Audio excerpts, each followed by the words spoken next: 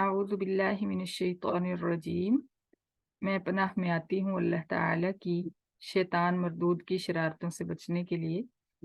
बिस्मिल्लाहिर्रहमानिर्रहीम। अल्लाह ताला के नाम की बरक़ात से मैं शुरू करती हूँ, जो बड़ा मेहरबान, जो निहायत रहम फरमाने वाला है। बेशक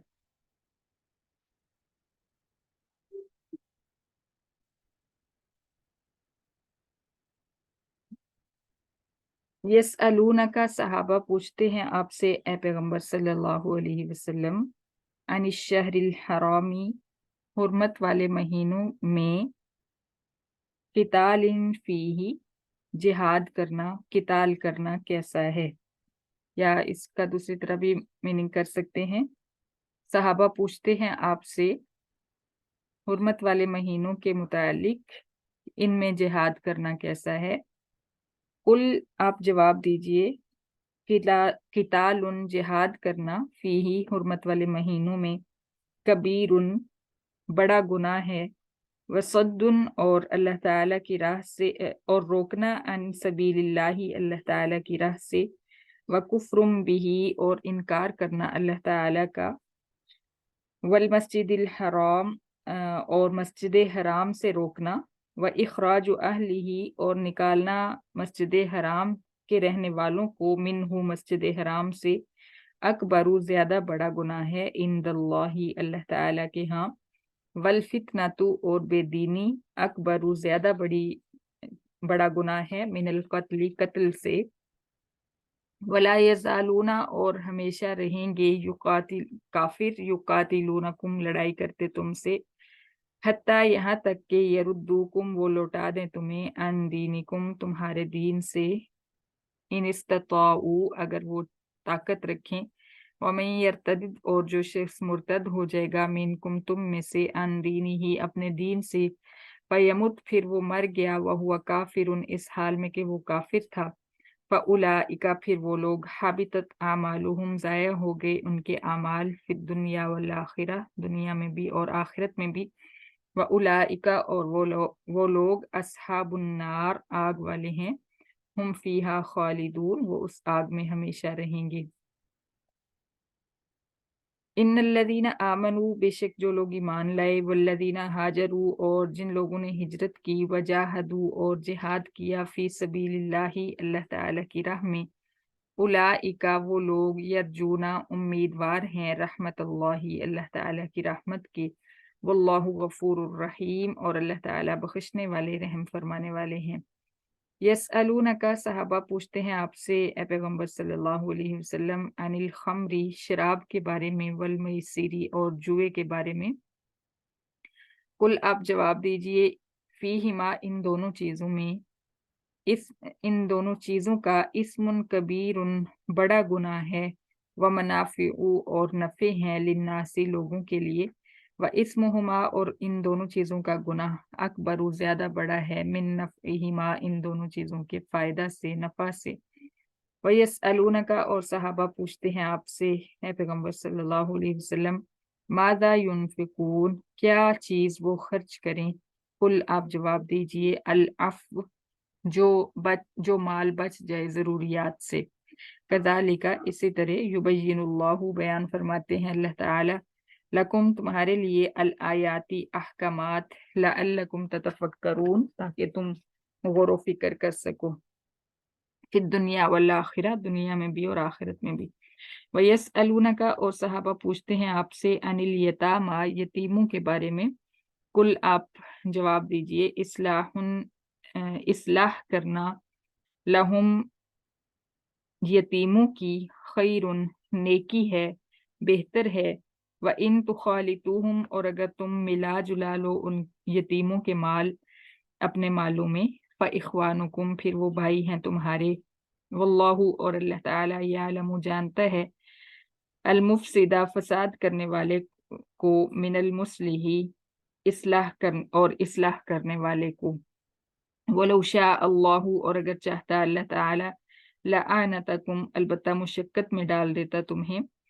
इन्नल्लाह, बेशक अल्लाह ताला, अजीजुन, जबरदस्त गलबे वाला, हकीमुन, हिकमत वाला है। वला तनकिहुल मुशरिकात, और ना तुम, और मत तुम निकाह करो मुसलमानों المشرکات مشرک عورتوں سے حتی یؤمن یہاں تک کہ وہ مشرک عورتیں ایمان لے آئیں، ولا امۃ مؤمنۃ اور البتہ ایمان والی لونڈی، امۃ لونڈی، مؤمنۃ ایمان والی، خیر بہتر ہے، من مشرکۃ آزاد مشرکہ عورت سے، ولو اعجبتکم اور اگرچہ وہ آزاد مشرکہ عورت اچھی لگے تمہیں، ولا تنکحوا المشرکات اور مت تم نکاح کرو اپنی بہنوں بیٹیوں کے، المشرکات مشرک مردوں سے، اے مسلمانوں، حتی یؤمنوا یہاں تک کہ وہ مشرک ایمان لے آئیں، ولا عبد مؤمن اور البتہ ایمان والا غلام، خیر بہتر ہے، من مشرکن آزاد مشرک مرد سے، ولو اعجبکم اور اگرچہ وہ آزاد مشرک مرد اچھا لگے تمہیں، اولئک وہ لوگ یعنی مشرک، یدعون الی النار بلاتے ہیں آگ کی طرف، واللہ یدعو الی الجنۃ والمغفرہ اور اللہ تعالیٰ بلاتے ہیں جنت اور مغفرت کی طرف، باذنہ اپنے حکم کے ساتھ، وَيُبَيِّنُ اور اللہ تعالیٰ بیان فرماتے ہیں آیاتی ہی اپنے احکامات، کھول کر بیان فرماتے ہیں اپنے احکامات،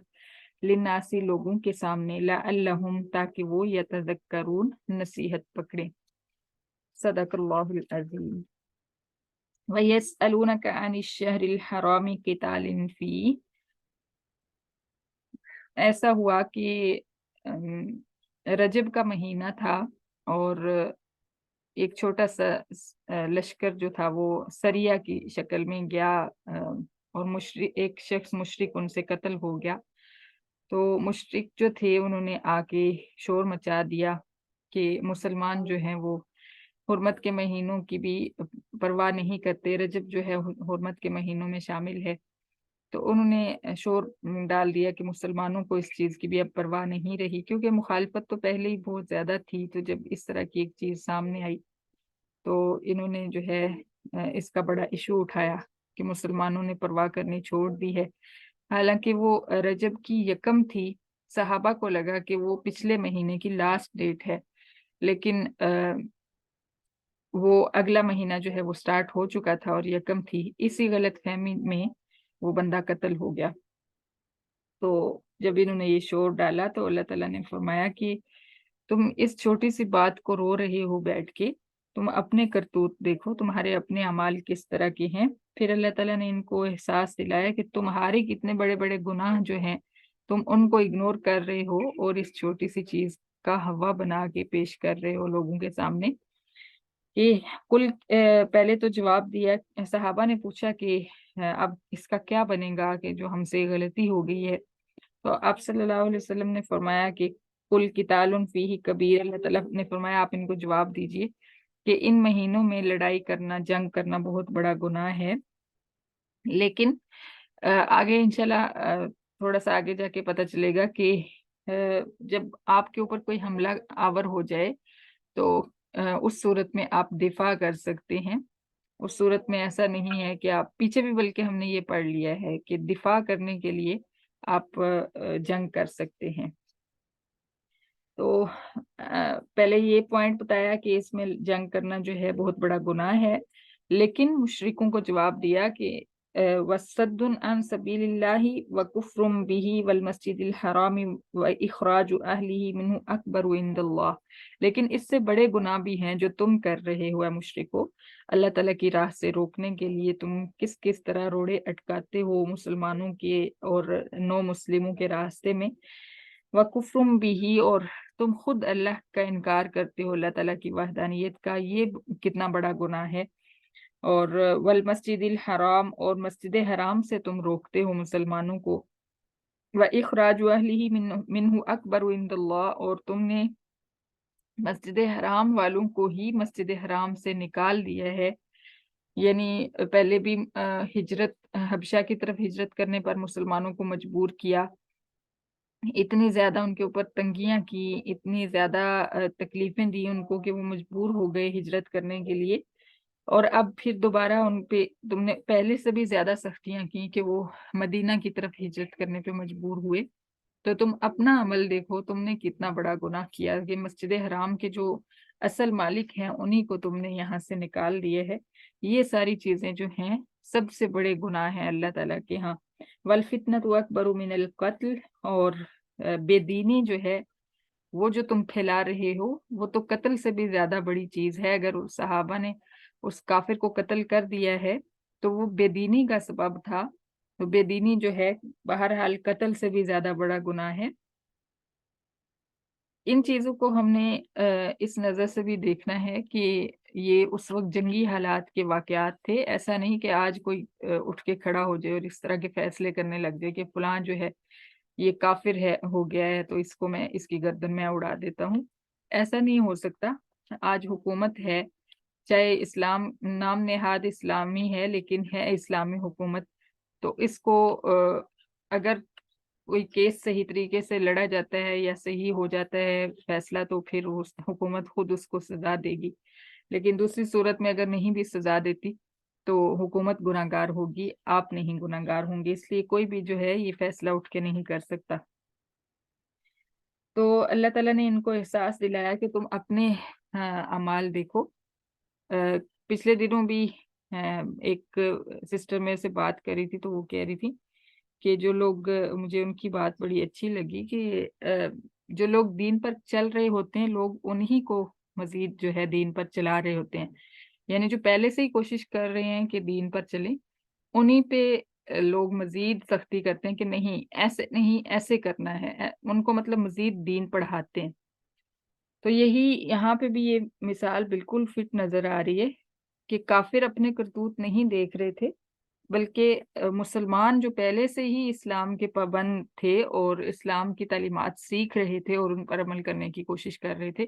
ان کو بتا رہے تھے کہ تم لوگوں نے حرمت کے مہینے کی جو ہے حرمت پامال کی ہے. تو ایسا حقیقت میں ہے کہ جو کوشش کر رہا ہوتا ہے اس کے اوپر زیادہ تنقید ہوتی ہے معاشرے میں، اور جو بالکل بے شرم ہو جاتا ہے، اپنی شرم اتار دیتا ہے اس معاملے کی، دین کے معاملے کی، تو اس کو لوگ بھی بالکل چھوڑ دیتے ہیں. تو بہرحال کوشش جو بھی کر رہا ہو اس کو ہمیشہ شاباشی دینی چاہیے کہ آپ نے اچھا کام کیا ہے، آپ مزید اس میں آگے بڑھیں. تو کافر جو تھے یہاں پہ تو ویسے الگ بات ہے ایک بالکل کہ کافروں کی بات ہے، کافر مسلمانوں کو اس طرح کہہ رہے ہیں. تو اللہ تعالیٰ نے فرمایا وَلَا يَزَالُونَ يُقَاتِلُونَكُمْ حَتَّى يَرُدُّوكُمْ عَنْ دِينِكُمْ إِنِ اسْتَطَاعُوا، کہ کافر ہمیشہ تمہارے ساتھ لڑتے رہیں گے اور یہ جنگ ان کی اس وقت تک جاری رہے گی جہاں تک کہ وہ تمہیں کفر میں لوٹا دیں اگر وہ طاقت رکھیں. پہلی بات تو یہ کہ ان کو طاقت نہیں ہے کہ وہ تمہیں مرتد کر سکیں، لیکن وہ ان کی پوری کوشش یہی ہوگی، اس وقت تک لڑیں گے جب تک تم کافر نہیں ہو جاتے. لیکن یاد رکھنا کہ وَمَن يَرْتَدِدْ مِنْكُمْ عَنْ دِينِهِ، جو شخص بھی اپنے دین سے مرتد ہو جائے گا پھر جائے گا فَيَمُتْ وَهُوَ كَافِرٌ، اور وہ مر گیا اس حال میں کہ وہ کافر تھا، یعنی اسلام لانے کے بعد اس نے کفر کر دیا. فَأُولَئِكَ حَبِطَتْ أَعْمَالُهُمْ فِي الدُّنْيَا وَالْآخِرَةِ، تو ایسے لوگ جو ہیں ان کے اعمال جو اسلام کی حالت میں انہوں نے اعمال کیے تھے وہ ضائع ہو گئے دنیا میں بھی اور آخرت میں بھی. اب یہاں پہ ایک حج کا مسئلہ جو ہے یہ الگ سے اس کو مینشن کرنا ضروری ہے کہ اگر کسی کے اوپر زندگی میں حج فرض تھا اور اس نے اسلام لا کر حج کر لیا، اس کے بعد خدا نخواستہ وہ مرتد ہو گیا، کافر ہو گیا، اور تو اس کا وہ حج بھی ضائع ہو گیا، اس کی وہ ساری نمازیں ضائع ہو گئی. پھر اس کے بعد وہ دوبارہ اسلام قبول کر لیتا ہے تو اس نے جو پہلے اسلام کی حالت میں نیک عبادات کی تھی اور نیک کام کیے تھے، حج وغیرہ کیا تھا، وہ سب ضائع ہو گیا. اب اس کو اسلام دوبارہ اگر اس نے قبول کیا ہے تو پہلے والی نمازوں کا ثواب بھی نہیں ملے گا، پہلے والی نیکیوں کا اجر اس کے نامہ اعمال میں سے ختم ہو جائے گا اس کے کفر کی وجہ سے، اور حج جو ہے وہ بھی اس کو دوبارہ کرنا پڑے گا، دوبارہ سے اس کے اوپر فرض ہو جائے گا اگر وہ صاحب نصاب ہے. اللہ تعالیٰ اپنی پناہ میں رکھیں. آج بہت مسلمان قرآن کی اس سے دوری کی وجہ سے مرتد ہو رہے ہیں. اللہ تعالیٰ سب کو اپنے ساتھ جوڑ لے، اپنے قرآن کے ساتھ جوڑ لے تاکہ ایسی نوبت نہ آئے کسی کی زندگی میں بھی. اللہ اکبر. وَأُولَئِكَ أَصْحَابُ النَّارِ، اور جو شخص مرتد ہو جائے گا اس کے لیے آخری فیصلہ یہ ہے کہ وہ آگ والے لوگ ہیں، جہنمی ہیں، ہم فیہا خالدون، جو اس میں ہمیشہ ہمیشہ رہیں گے. ان الذین آمنوا، اس کے مقابلے میں جو لوگ ایمان والے ہیں، والذین ہاجروا، اور جنہوں نے ہجرت کی، یعنی وہ لوگ جو دین قبول کرنے کے بعد اس کے اوپر مضبوطی سے جم گئے، ان کے لیے ان کے مقابلے میں خوشخبری آ رہی ہے کہ جو لوگ ایمان لائے اور ان نے ہجرت کی اور ان نے اللہ کی راہ میں جہاد کیا، وہ لوگ اللہ کی رحمت کے امیدوار ہیں۔ یعنی یہ مصائب ایسے ہی نہیں جھیل رہے، بلکہ اللہ کی رحمت کے لالچ میں جھیل رہے ہیں کہ اللہ ہم پہ رحم فرمائے گا اور ہمیں بخش دے گا، اور دنیا کی تکلیفیں تو آخر ختم ہو جائیں گی، آخرت کی جو ہمیشہ ہمیشہ کی تکلیفیں ہیں اللہ ہمیں ان سے نجات دے دے گا۔ تو اس سوچ کے تحت، اس ایمان کی وجہ سے وہ دنیا کی تکلیفیں سہتے رہتے ہیں اور اللہ کی رحمت کے امیدوار ہیں۔ واللہ غفور الرحیم، اور اللہ تعالیٰ بخشنے والے، رحم فرمانے والے ہیں بے شک۔ یسألونک عن الخمر والمیسر،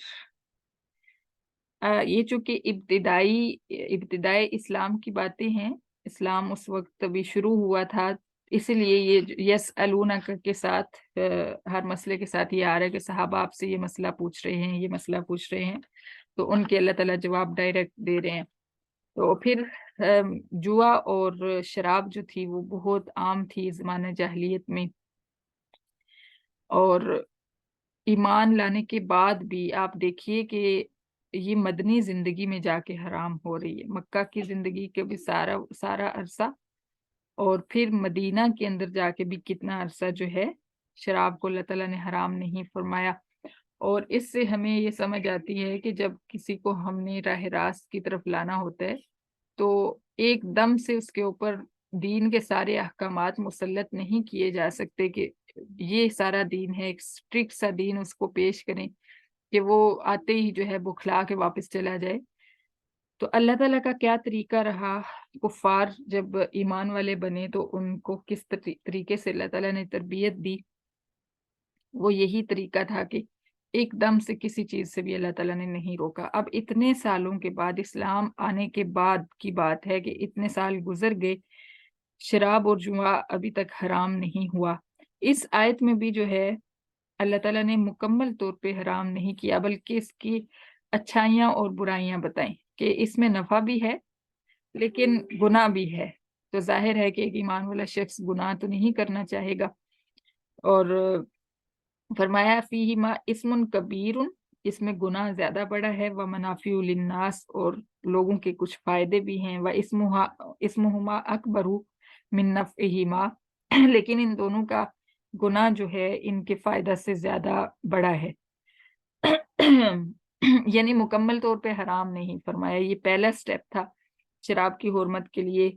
آگے قرآن مجید میں ہی ہم انشاءاللہ 2 سٹیپ مزید پڑھیں گے جس میں تھوڑا سا پہلے سختی فرمائی کہ آپ لوگ نماز کے قریب نہیں آؤ، نشے کی حالت میں نماز کے قریب نہ آؤ۔ تو پھر صحابہ کیا کیا کرتے کہ اگر کسی کو، کچھ نے تو چھوڑ دی، جو نہیں چھوڑ پائے انہوں نے وہ فجر کی نماز کے بعد نشہ آور جو چیز بھی لیتے، شراب وغیرہ جو بھی وہ لے لیتے، اور ظہر تک اس کا نشے کا اثر جو ہے وہ ختم ہو جاتا، تو پھر ظہر کی نماز پڑھ لیتے، یعنی وہ نماز کے قریب پھر نشہ آور چیز نہیں لیتے تھے۔ پھر آخرکار اللہ تعالیٰ نے جب ظاہر ہے کہ نشہ ایسی چیز ہے کہ یہ تو بالکل ایک دم نہیں چھوٹتی، اس کے لیے تو ٹریٹمنٹ بھی جتنا مرضی کروا لیں، جب تک سلو کر کے نہ چھوڑیں، بالکل تھوڑا تھوڑا کر کے نہ چھوڑیں، ایک دم سے یہ چھوٹنے والی چیز نہیں ہے۔ تو اللہ تعالیٰ نے یہی یہاں قرآن مجید میں ہمیں یہی بتایا کہ پھر نماز کے قریب آپ، اللہ تعالیٰ نے منع فرما دیا کہ نشے کی حالت میں نہیں آنا، تو فجر کے بعد سے ظہر تک کر لیتے، پھر عشاء کے بعد کر لیتے، اس طرح کا کچھ سسٹم۔ پھر اس کے بعد کیا ہوا کہ ایک واقعہ ایسا ہوا کہ نماز کے اندر کسی کی جو ہے، کسی صحابی کی زبان پہ تھوڑا سا جو ہے وہ ظاہر ہے کہ نشے کا اثر ہوا، اور سورت کی جو آیات تھیں وہ آگے پیچھے ہو گئیں، تو پھر اس کے بعد سختی سے اللہ تعالیٰ نے نشے کو حرام کر دیا، شراب کو حرام کر دیا، اور منع فرما دیا کہ مسلمان کسی حالت میں بھی شراب نہیں پی سکتا، نہ ہی کوئی نشہ آور چیز لے سکتا ہے۔ تو فائنلی ہمارے لیے آج جو ہے وہ آخری آیت ہے، یہ والی آیات جو ہیں یہ اس وقت کے لیے تھیں جب ابھی ابتدائے اسلام تھا، تو اب مکمل طور پہ جو ہلکا سا بھی کوئی نشہ ہے کسی بھی چیز میں وہ حرام ہو چکا ہے۔ اور پھر اللہ تعالیٰ نے فرمایا وَيَسْأَلُونَكَ مَاذَا يُنْفِقُونَ، پھر صحابہ پوچھتے ہیں آپ سے کہ کیا چیز خرچ کریں، کتنا مال خرچ کریں۔ ظاہر ہے کہ ابتدائی اسلام ہے، جب انفاق کا فیصلہ ہوا، انفاق فی سبیل اللہ کا حکم آیا، یعنی اللہ کی راہ میں خرچ کرنے کا، تو ان کے سامنے کوئی نمونہ نہیں تھا، کوئی پیٹرن نہیں تھا جس کے مطابق وہ کرتے، تو چھوٹی چھوٹی چیزیں بھی پھر انہوں نے پوچھی آپ سے۔ تو اللہ تعالیٰ نے فرمایا کہ ان کو یہ کہو کہ جو چیز جو تمہاری ضروریات سے زائد ہو سامان، اس کو اللہ کی راہ میں خرچ کر دو۔ ہمارے ہاں کیا ہوتا ہے کہ ہمارے جو الماریاں وغیرہ فل ہوتی ہیں کپڑوں سے، جوتوں سے اور ضروریات کی چیزوں سے، ہمارا گھر بھرا ہوتا ہے، لیکن ہمارے ہمسائے میں کوئی ہوتا ہے جس کے پاس پہننے کو ایک لباس بھی نہیں ہوتا، ایک سوٹ بھی نہیں ہوتا۔ ہمارے آس پاس کئی لوگ ایسے ہوتے ہیں جن کے پاس ٹھیک سے پہننے کے لیے جوتا نہیں ہوتا، ضرورت کی چیزیں نہیں ہوتی، بستر نہیں ہوتے ان کے پاس، سردیوں میں ٹھٹھرتے رہتے ہیں، گرمی کے لیے بستر نہیں ہوتا، اور ہمارے گھر جو ہیں وہ اتنے بھرے ہوتے ہیں کہ ہمیں چیزیں رکھنے کی جگہ نہیں مل رہی ہوتی۔ تو کیا ہے کہ وہ ہم نے غریبوں کا حق اپنے گھر میں بند کر کے رکھا ہوتا ہے۔ پیچھے بھی ہم نے ڈیٹیل سے اس پہ بات کی تھی کہ اللہ تعالیٰ رزق سب کا اتارتے ہیں، لیکن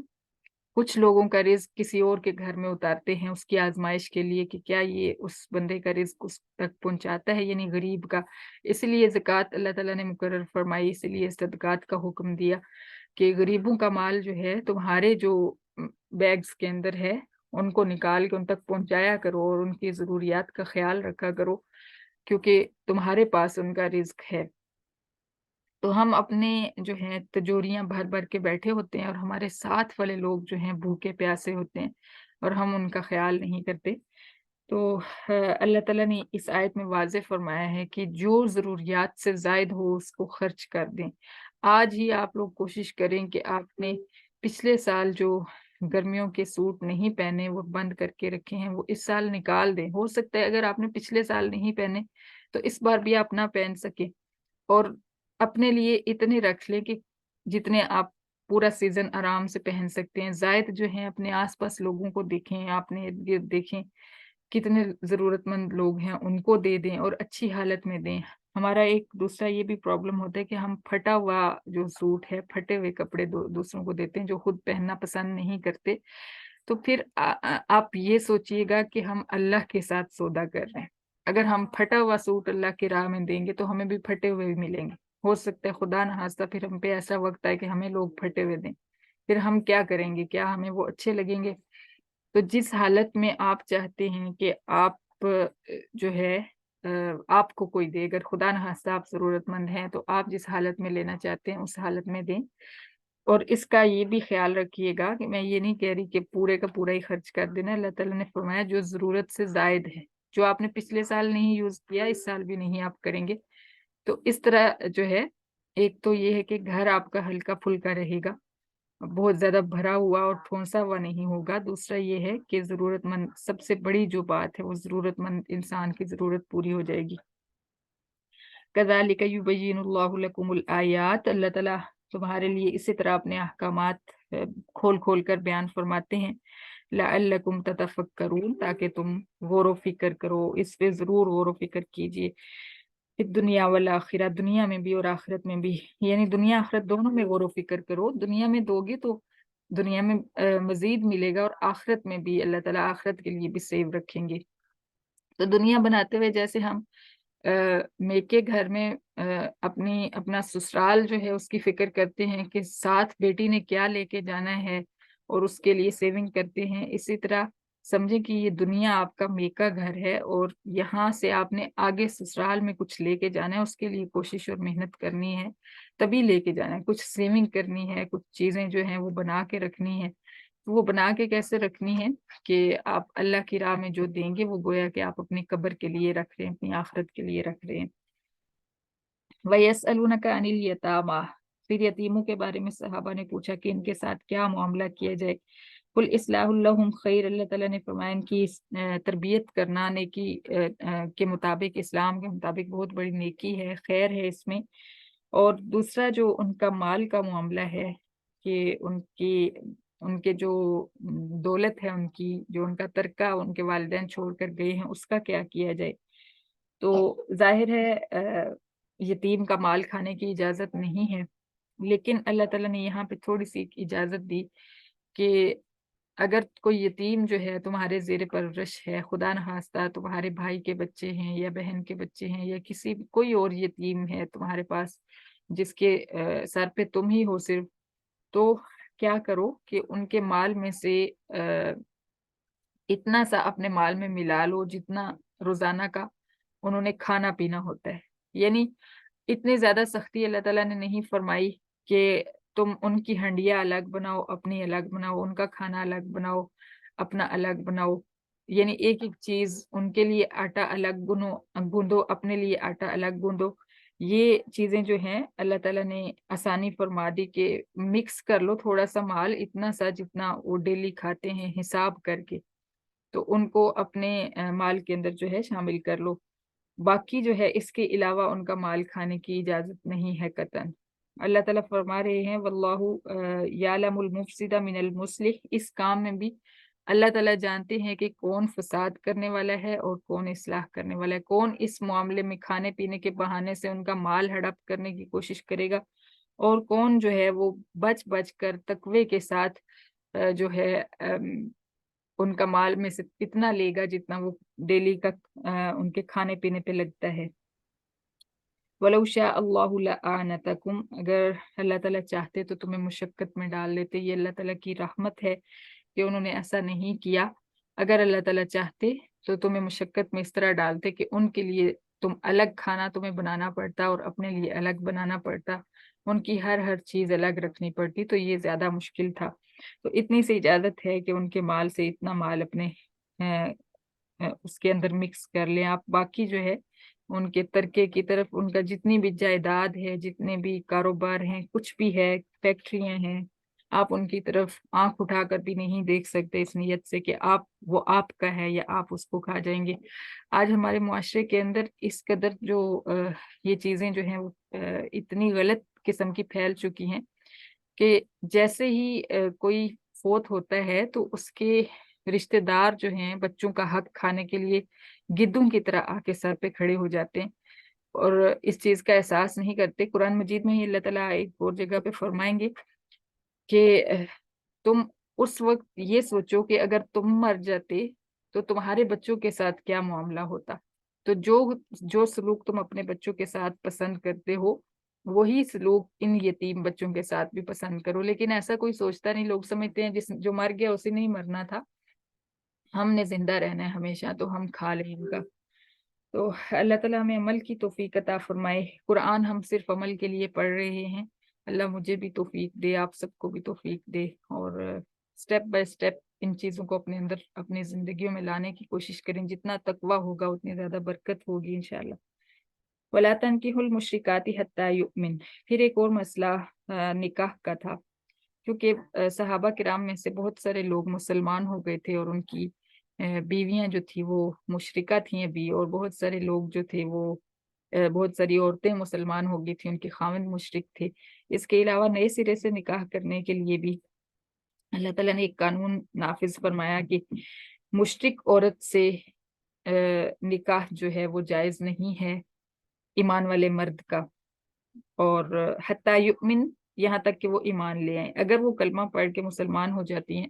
تو پھر آپ اس سے نکاح کر سکتے ہو۔ وَلَأَمَةٌ مُؤْمِنَةٌ خَيْرٌ مِّن مُشْرِكَةٍ وَلَوْ أَعْجَبَتْكُمْ، پھر اللہ تعالیٰ نے فرمایا کہ ایمان والی لونڈی اگر تمہیں مل جاتی ہے تو وہ آزاد مشرکہ عورت سے بہتر ہے۔ یعنی اس کو ہم اگر اپنے معاشرے کے حساب سے دیکھیں تو اگر اپنے کاسٹ سے نیچے کہیں پہ آپ کو ایمان والی عورت مل جاتی ہے تو آپ اس سے نکاح کر لیں، اگر برابر کی عورت جو ہے وہ مشرکہ ہو تو۔ وَلَا تُنْكِحُوا الْمُشْرِكِينَ حَتَّى يُؤْمِنُوا، اور اپنے بہنوں بیٹیوں کی، یہ بھی مسلمان مردوں کو خطاب ہے، اللہ تعالیٰ فرمانے ہیں کہ اے مسلمانوں اپنی بہنوں بیٹیوں کے نکاح مشرک مردوں کے ساتھ مت کرو، حَتَّى يُؤْمِنُوا، یہاں تک کہ وہ مشرک ایمان لے آئیں۔ وَلَعَبْدٌ مُؤْمِنٌ خَيْرٌ مِّن مُشْرِكٍ وَلَوْ أَعْجَبَكُمْ، اور اگر تمہیں اپنے برابر کا کوئی جو ہے وہ نہیں ملتا، آج کل اگر دیکھیں تو کاسٹ کا جیسے دیکھا جاتا ہے، کاسٹ میں کوئی مومن نہیں ملتا، تو پھر اپنے سے نیچے والے لوگوں کو جن کو آپ سمجھتے ہو کہ ان کی کاسٹ آپ سے کم ہے، ان میں آپ ایمان والا دیکھو، تو اس کے ساتھ اپنی بہن بیٹی کا نکاح کرو، کیونکہ اگرچہ تمہیں آزاد مشرک مرد دیکھنے میں اچھا لگ رہا ہے، لیکن حقیقت میں وہ اچھا نہیں ہے، کیونکہ اولئک یدعون الی النار، یہ مشرک جو ہیں جہنم کی طرف تمہیں کھینچ رہے ہیں۔ اب یہاں پہ ایک مسئلہ سمجھنا ضروری ہے کہ جو اہل کتاب تھے، اہل کتاب کے ساتھ نکاح جائز تھا۔ اہل کتاب سے مراد یہودی اور عیسائی ہیں۔ یہودی اور عیسائی کے ساتھ نکاح جو ہے وہ جائز تھا، چاہے مرد کا ہو یا عورت کا ہو۔ سوری نہیں، عورت کا صرف، مشرک یہودیہ عورت یا عیسائی عورت جو ہے اس کا نکاح مردوں کے ساتھ کر سکتے ہیں، کیونکہ مرد جو ہے اس کا ہی اس کی نسل ہوتی ہے۔ تو اب جو ہے اب وہ جو یہودی اور عیسائی ہیں وہ اہل کتاب نہیں رہے، کیونکہ ان کی اپنی کتاب پہلے تو یہ ہے کہ بالکل اس کی اصل حالت نہیں رہی، اور دوسرا یہ ہے کہ ان کو اپنے یہودیت اور عیسائیت کا بھی صحیح سے علم نہیں ہے، اس لیے وہ اس لسٹ سے خارج ہو چکے ہیں۔ باقی رہے ہمارے اندر جو مشرک پائے جاتے ہیں، جو قبروں کی پوجا کرتے ہیں، اللہ تعالیٰ کی ساتھ اوروں کو شریک کرتے ہیں، تو کچھ علماء نے اس کے بارے میں یہ فرمایا کہ ان کو اہل کتاب سمجھ کے، کیونکہ قرآن تو ان کے پاس ہے، قرآن ان کی طرف بھی آیا ہے، اہل کتاب سمجھ کے ان کی عورت کے ساتھ مومن مرد نکاح کر سکتا ہے، لیکن اپنی مسلمان عورت جو ہے ایسے مشرک قبروں کے پجاری یا اللہ کے علاوہ کسی اور کی پوجا کرنے والے کو